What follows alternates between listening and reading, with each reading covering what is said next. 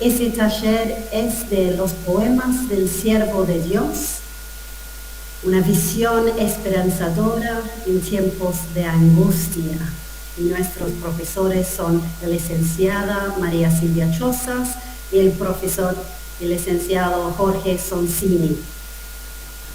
La semana pasada tuvimos una hermosa entrevista con los dos, donde pudimos tratar y saber un poco más del taller que vamos a estar viendo este sábado y el sábado que viene, desde las 18 horas hasta las 20 vamos a estar. Y bueno, nos dejó con muchas ganas de estudiar a Isaías y acercarnos a este texto.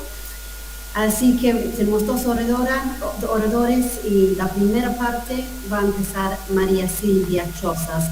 Un par de cositas prácticas, si por favor, si puedan apagar las cámaras, apagar los micrófonos y dentro de lo posible, si puedan dejar las cámaras encendidas. Es lindo poder verlos a todos si es posible. Y si alguien tiene alguna pregunta, se puede dejar por medio del chat la pregunta. Vamos a estar dando tiempo después de la primera parte y la segunda parte para preguntas, pero pueden dejar sus preguntas en el chat y de este modo vamos a estar contestándolas. Y si pueden, tener sus cuadernos y Biblias a mano también. Y vamos a dar comienzo. María Silvia, muchas gracias.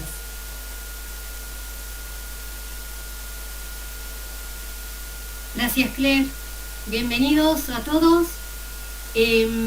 Preparé un PowerPoint muy cortito para la primera parte antes de entrar específicamente en los poemas del siervo, para retomar algunas ideas y algunos conceptos que ya hablamos la semana pasada. Y así lo pueden ver, si quieren anotar algo. Así que, Sergio, si por favor podés compartir el PowerPoint, vamos a ir comentando algunas diapositivas. Pasamos a la siguiente, esto es simplemente la presentación. El taller se llama Una visión esperanzadora para tiempos de angustia, porque me parece que, o nos parece, con Jorge, que tiempos de angustia fueron los que dieron origen a los poemas del siervo, pero también para muchos estos que estamos viviendo son tiempos de angustia. Así que vamos a ver qué tienen estos poemas para decir en estas circunstancias, las que fueron y las que estamos viviendo. Este PowerPoint tiene estas breves partecitas. Vamos a hablar un poquito de la estructura del libro de Isaías como profeta, un poquito de las deportaciones, de los poemas en sí mismos y luego un muy breve vocabulario de palabras que se van a repetir en estos poemas y que tal vez son conceptos que no vendría nada mal ajustar un poquito, porque cada traducción toma por ahí una variante de la palabra, y entonces como para saber dónde estamos parados. La próxima, Sergio, por favor. Bueno, yo les había pedido la semana pasada si podían leer el libro completo o por lo menos escucharlo, porque simplemente con una lectura así de primera vista y sin demasiado detalle, es evidente que el contenido y el tono del libro del primer capítulo al 39 tiene unas determinadas características que no son las mismas del 40 al 66. Eso realmente hay que admitirlo, más allá de lo que queramos pensar luego respecto del profeta Isaías, autor del libro o de una parte del libro. De hecho, el capítulo 40 comienza con esa frase que nadie olvida: consuelen, consuelen a mi pueblo, y vamos a llamar después todos nosotros el libro de la consolación. Mientras que los primeros 39 capítulos son capítulos de juicio duros, muy duros, a partir del 40, como decía antes, claramente el tono y el contenido, pero también el vocabulario, va a cambiar. El próximo, Sergio, por favor.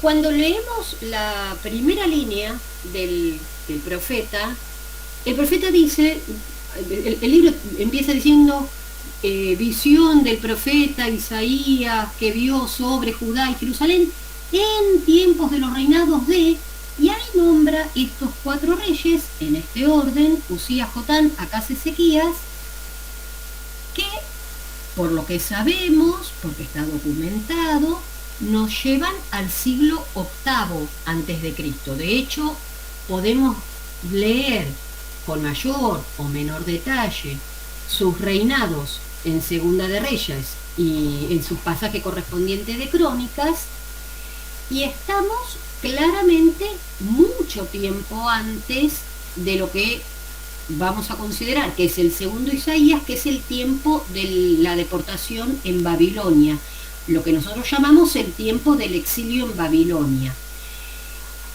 Entonces, ¿qué es lo que se consideró durante mucho tiempo? Que precisamente Isaías era el autor, una única persona, un único profeta, autor de todos los oráculos o profecías del capítulo 1 al capítulo 66, y que estos oráculos también incluían un futuro bastante lejano, como por ejemplo el futuro de la deportación, que como nosotros sabemos va a ocurrir en el siglo VI.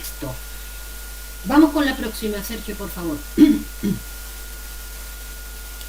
Entonces, aquí durante mucho tiempo se consideró la primera idea, Isaías, autor de todos los oráculos, de todas las profecías, del capítulo 1 al 40 y al 66, pero en el siglo XVIII, este señor llamado Döderlein empieza a mencionar algo que ya se había dicho, pero él como que lo fija, la idea de un segundo Isaías, profeta de tiempo del exilio. Insisto, si los 4 reyes de los que se habla en el capítulo 1, versículo 1, reinaron durante el siglo VIII, difícilmente el mismo profeta sería un profeta del exilio, no hay manera, porque las fechas no nos dan. Entonces, a partir del siglo XVIII, muchos hablan de los capítulos 40 a 66 con el nombre de Segundo Isaías, Deutero Isaías. Luego la crítica, o lo que llamamos la alta crítica, hizo una división interna muy minuciosa de la composición del libro de Isaías, que a nosotros directamente ya nos trasciende, no tiene que ver con nuestro curso, y la verdad que tampoco nos interesa demasiado. A nosotros nos interesa, o por lo menos a mí, saber que probablemente sea otro el autor, pero que como sea, a nosotros el libro nos llegó como una unidad. Y así está en nuestra Biblia, así lo leemos, y así lo leyeron no solo los cristianos desde Cristo para acá, incluso comunidades anteriores también lo leían así, y tenemos testimonio de esto. De hecho, supongo que muchos de ustedes saben que en el Museo del Libro en Jerusalén hay exhibido como el gran objeto, el famoso rollo de Isaías, que es enorme y está en el centro, y es una exposición circular. El rollo que se encontró en las famosas cuevas de Qumran está completo. Para ellos es el rollo de Isaías y va de capítulo 1 al capítulo 66. Quiero decir, más allá de qué quiera decir la alta crítica y de lo que veamos y de los nombres o no nombres, para nosotros es una unidad compositiva, independientemente de que vamos a trabajar considerando que esta gente está en el exilio en Babilonia. Ya sea que el profeta lo vio proféticamente o que vivió en tiempos del exilio. La próxima, Sergio, por favor. Esa. Bueno, entonces vamos a pensar, como sea que sea la vida del profeta, si fue una profecía que el Señor le dio a futuro, o que vivió en tiempos del exilio, lo cierto es que tenemos que tener en cuenta las circunstancias de las deportaciones. No podemos leer los poemas del siervo ignorando esta realidad sociopolítica de los primeros destinatarios. Y como ahí puse muy rápidamente, hubo 3 deportaciones, estamos hablando de la deportación a Babilonia.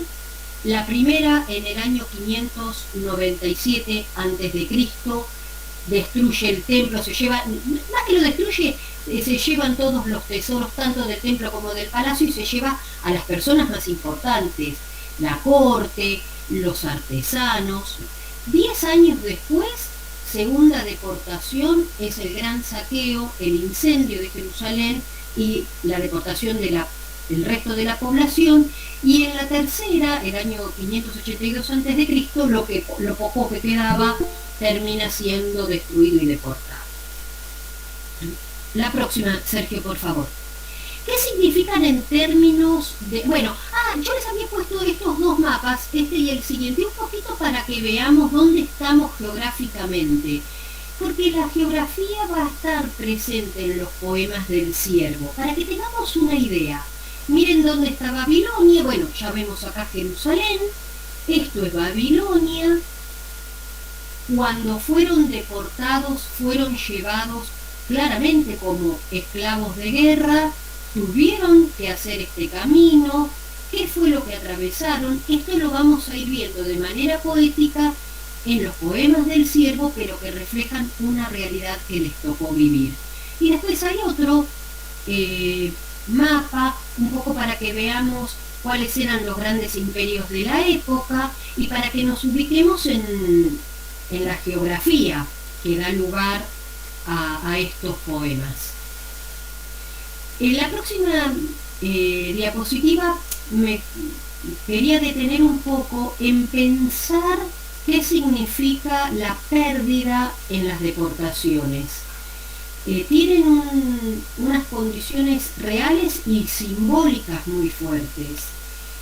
Hay 3 elementos que coinciden todos los críticos en mencionar respecto de la deportación y la pérdida para Israel.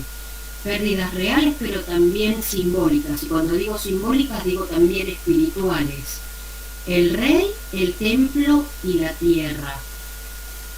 Si bien es cierto que vivían en comunidad y que, como dice la diapositiva, tenían guías espirituales, la máxima representación la tenemos tal vez en Ezequiel, hubo grandes pérdidas que marcaron la vida de la deportación, que fueron el rey, porque el rey, recordamos nosotros, para el pueblo de Israel es el ungido de Dios. Y en ese sentido es la representación del pueblo ante Dios, es su representante en ambos sentidos, en sentido vertical. El templo, el lugar del encuentro, la Shekinah, la presencia de Dios, se iba a dar en el templo. Recuerdan ustedes que el templo era el lugar de la presencia de Dios. El templo está destruido. Y la tierra, el gran regalo de Dios, la tierra prometida, había sido saqueada, había sido destruida, incendiada. Aquella tierra por la que tanto lucharon, esa tierra se había perdido. En estas condiciones espirituales, simbólicas, pero también reales, vive el pueblo la deportación, el exilio forzado en Babilonia. En este contexto surgen los poemas del siervo. La próxima, Sergio, por favor. Bueno, poemas del siervo de Jehová, en hebreo se dice Shirim Eved Adonai. Shirim es el plural de la palabra Shir, que significa canción. Eved es la palabra siervo, la tenemos que recordar porque va a aparecer varias veces. Y el tetragrammatón, aquí está, que vamos a decir Adonai, realmente no sabemos cómo se pronuncia. Yahvé, Jehová, son intentos de pronunciarlo, así que yo siempre prefiero Adonai. Así que entonces empezaremos con los Shirim Ebed Adonai. Y ahora sí, unas diapositivas más respecto de la estructura o los límites y el vocabulario. Bueno, la crítica está de acuerdo en algunas cosas y en otras en desacuerdo. Está de acuerdo en considerar 4 poemas, mayoritariamente están en acuerdo, no así en los límites. Yo tomé mi propia decisión editorial respecto de dónde cortar los poemas, por supuesto voy a justificarla cuando lleguemos a cada uno. El primer poema, los biblistas suelen cerrarlo en el versículo 9, yo estoy convencida de que hay que extenderlo hasta el 12, 42 del 1 al 12, el segundo, 49 del 1 al 13, también ahí me extiendo, más allá de lo que hacen otros biblistas, el tercero, del 50 del 4 al 9, y el cuarto, que ese sí, nadie discute, del 52.13 al 53.12. La idea hoy, para cuidar los tiempos y ser respetuosa con el tiempo de Jorge y también con el tiempo de todos ustedes, es intentar trabajar el canto 1 y el canto 2 y dejar para el sábado próximo el 3 y el 4. Vamos a tratar de llegar a tiempo. Ahora sí vamos con algunas palabritas que me parece que hay que despejar en cuanto a contenido, o por ahí nos vamos a confundir más, pero lo vamos a intentar. Las 4 palabras son Ebed, la que recién decíamos que es la palabra que se traduce siervo, Mishpat, Goel, Yeshua y Emet, y ahora vamos a ver cada una. Hay otras que son importantísimas, pero estas son como fundamentales. Ebed es la palabra siervo, pero lo primero que les voy a pedir es que... ¿Podemos pasar, Sergio, a la próxima? Ahí está. Que lo pensemos en sentido amplio. Como ven ahí, en todo el Antiguo Testamento aparece más de 500 veces, porque claro, era una palabra muy común, porque significaba esclavo, sirviente. También se decía Ebed de un adorador de Dios. De los profetas también se dice que son Ebed. Y de los levitas. Pero no olvidemos nunca que más allá del contexto también significa sirviente o esclavo. Después vamos a ver por qué es importante recordar esto. La siguiente palabra, también una palabra que se va a repetir en los poemas, y es una palabra que no es fácil de traducir y es muy usada en el Antiguo Testamento, es la palabra mishpat. Significa derecho, como dice ahí, es una palabra del ámbito legal, significa imponer una decisión, también juzgar, también gobernar. Y me gusta la definición en el medio, dice, en el Antiguo Testamento tiene el sentido de lo que a cada uno le corresponde según su lugar y función en la sociedad. Vamos a ver que en el primer poema, por eso es importantísimo más o menos tener idea de lo que significa, en el primer poema, los primeros 4 versos, aparece 3 veces. Ahí veremos si lo traducimos por derecho, por juicio, por justicia, eso después veremos. Y después también hay ediciones que lo traducen justicia, rectitud, derecho, que es una de las más frecuentes. La próxima, Sergio, por favor. Goel. Bueno, esta palabra es una palabra conocida para todos los que leemos el Antiguo Testamento, no es rara, sobre todo la recuerdan mucho por el libro de Ruth. Originariamente es una palabra que pertenece al ámbito del derecho tribal y luego del derecho familiar, y era una figura siempre masculina, a veces lo traducimos por el pariente más cercano, el pariente masculino más cercano, y es el encargado legal, el que tiene el derecho, pero también la obligación de rescatar a su pariente en una situación de dependencia, por ejemplo, la esclavitud por deudas. También, como dice en la segunda línea, el verbo, goel es un sustantivo, en realidad es un participio, el que rescata, el rescatador, el libertador, y deriva del verbo gal, que significa vengar, y libertar, y esta es una palabra que me interesa en el ámbito de los poemas del siervo, Goel, como decía antes, es el participio, el rescatador, el que rescata, el vengador. Y en Isaías, y esto es importante, Dios mismo se va a constituir, se va a erigir, se va a decir el Goel de su propio pueblo. Entonces es una palabra que tenemos que pensar en el ámbito en el que surgió. A nosotros nos resulta rara, tenemos que hacer el esfuerzo de pensarla en ese contexto familiar de la época en la que estamos. La próxima, por favor, Sergio.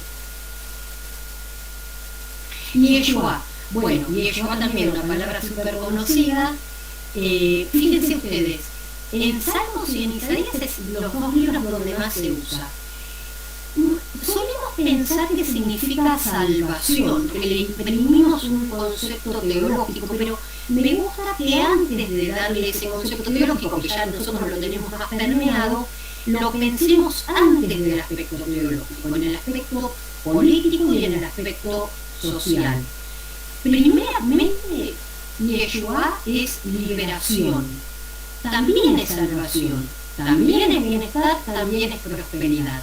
Pero ese es el orden de significado. Entonces, tratemos de ver si lo podemos pensar como liberación, siempre recordando que estos poemas les están hablando a las personas en una circunstancia, como decíamos antes, de exilio.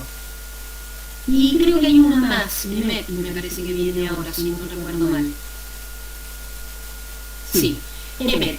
Bueno, palabra que normalmente se traduce, ¿verdad? Aparece bastante en la Biblia, pero lo primero que significa Emet es fidelidad. Uno de los rasgos de Dios es que es Emet, es fiel. Y tiene que ver con esto, con fidelidad, con constancia. También es cierto que significa verdad, pero es mucho más que verdad en términos de verdad y mentira. Estas son algunas palabras que van a aparecer. Listo, Sergio, gracias. Unas palabras que van a aparecer en los poemas y que me parece que los tenemos que pensar en el momento en que vamos a leerlos. Así que si les parece, vamos a empezar con el primer poema y les voy a proponer un ejercicio tal vez un poquito complicado, y es que intentemos pensar los poemas despojándonos de la carga que ya tenemos y que todos traemos con nosotros, de pensar los poemas del siervo originalmente como si fueran exclusivamente pensados para considerar a Cristo como el siervo.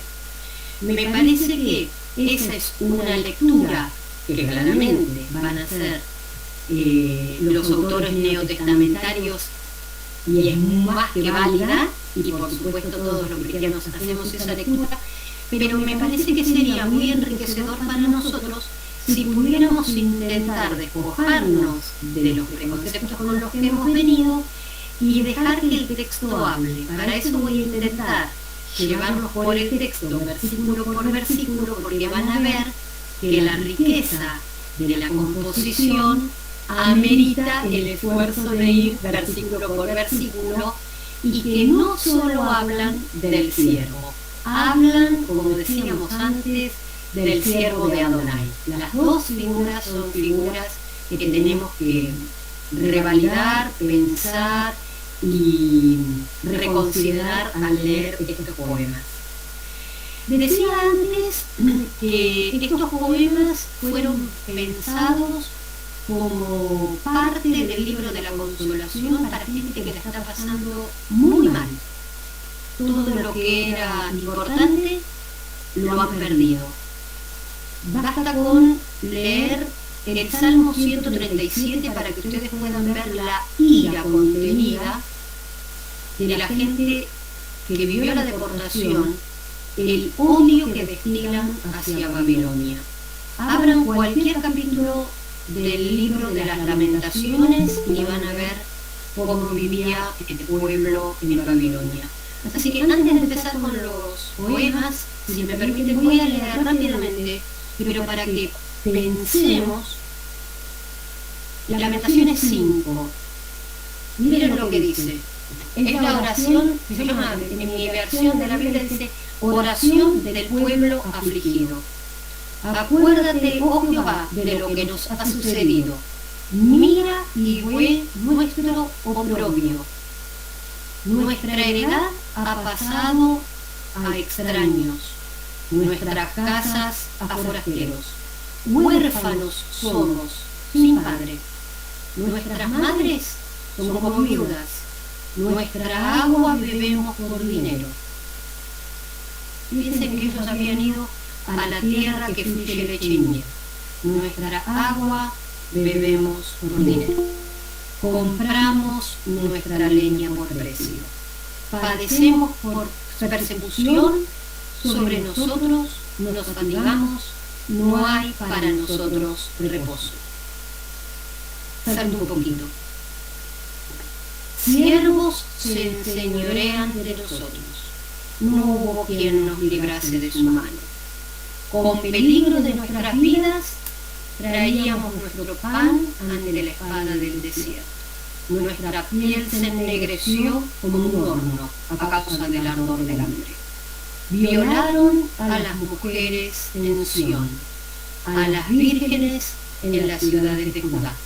A los príncipes colgaron de las manos, no respetaron el rostro de los viejos. Llevaron a los jóvenes a moler, a los muchachos los hicieron desfallecer bajo el peso de la leña. Los ancianos no se ven más en la puerta, los jóvenes dejaron su canción. Esta es la vida de los deportados a los que ahora Isaías les dice, consuelen a mi pueblo. Así empieza el libro de la consolación y dice el primer poema del siervo.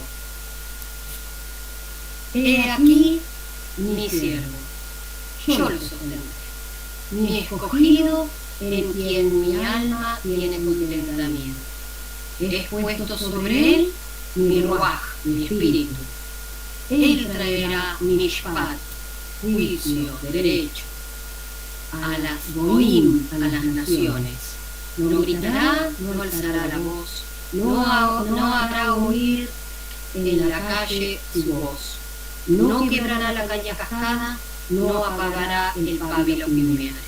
Por medio de verdad traerá mishpat, traerá derecho, traerá juicio, traerá justicia.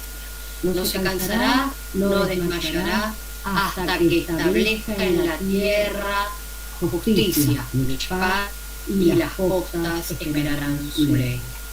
Así dice Jehová, Dios, creador de los cielos, y el que los despliega, y el que los extiende la tierra y sus productos, el que da aliento al pueblo que mora sobre ella, el que da su espíritu a los que moran en ella.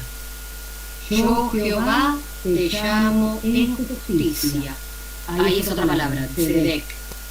Te sostendré por la mano, te guardaré y te pondré por pacto al pueblo, por luz a las naciones, para que abras los ojos ciegos, para que saques de la cárcel a los presos y saques de casa de prisión a los que moran en oscuridad.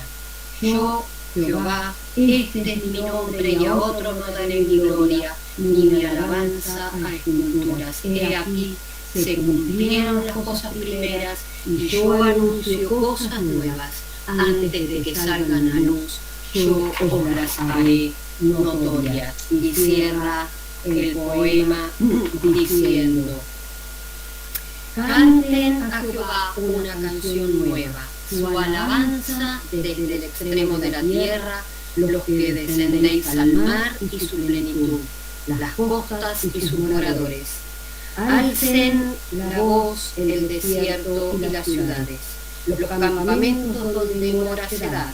Alégrense, aplaudan los moradores de Sela. Desde la cumbre de los montes griten de alegría. Den a Jehová gloria y su alabanza en las costas anuncien. Vamos a ver qué dice este texto en hebreo. Sergio, ¿podés compartir el documento que se llama Primer Poema?